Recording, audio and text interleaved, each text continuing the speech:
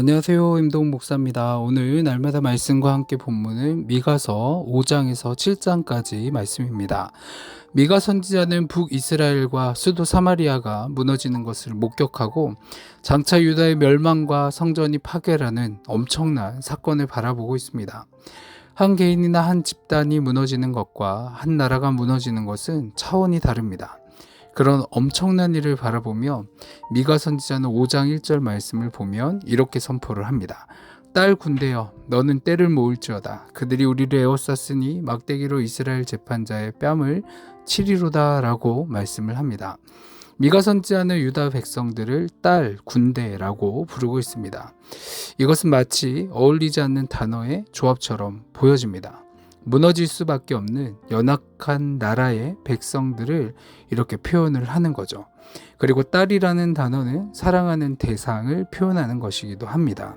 그래서 무너질 수밖에 없는 연약한 나라의 백성이지만 하나님께서 사랑하시는 백성이라는 것을 한 번 더 표현하고 있는 겁니다.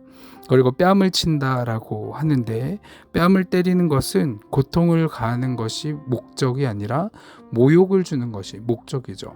그런데 뺨을 치는 것이 손이 아니라 막대기면 달라집니다.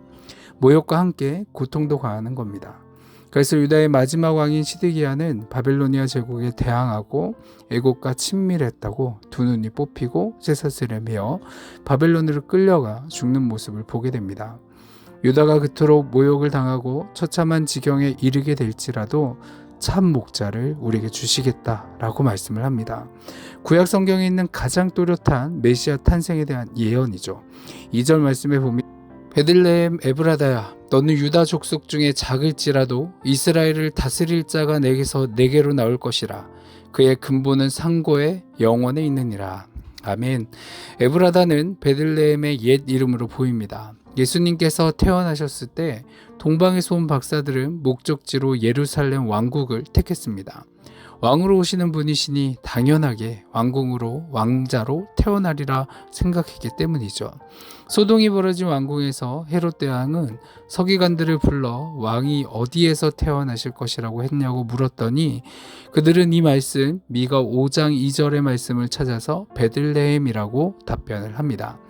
그리고 메시아가 태어나시는 베들레헴은 로마나 에베소, 알렉산드리아와 같이 로마 제국에서 가장 큰 도시들이 아니었습니다.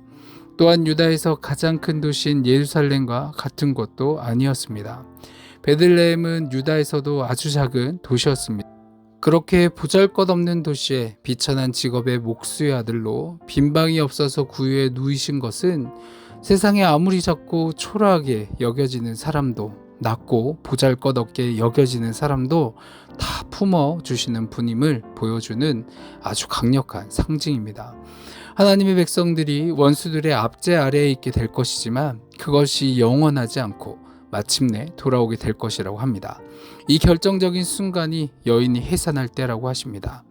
그때가 구체적으로 이루어지는 때는 표면적으로는 고레스 왕이 포로로 끌려온 유다 백성들에게 고국으로 돌아가도 좋다는 칙령을 내렸을 때이고 궁극적으로는 우리의 영원한 구속주이신 아기 예수님께서 이 땅에 오시는 때입니다. 메시아는 군사력이나 경제력으로 통치하지 아니하시고 목자가 양을 목축하시듯이 인도하신다고 합니다. 이 구절에서 가장 먼저 나오는 단어는 서서이죠.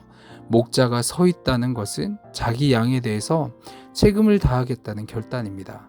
그리고 그분이 다스리는 지역은 이스라엘만 아니라 땅끝 온 세상이고 그분이 가져다 주시는 것이 평강이라고 합니다.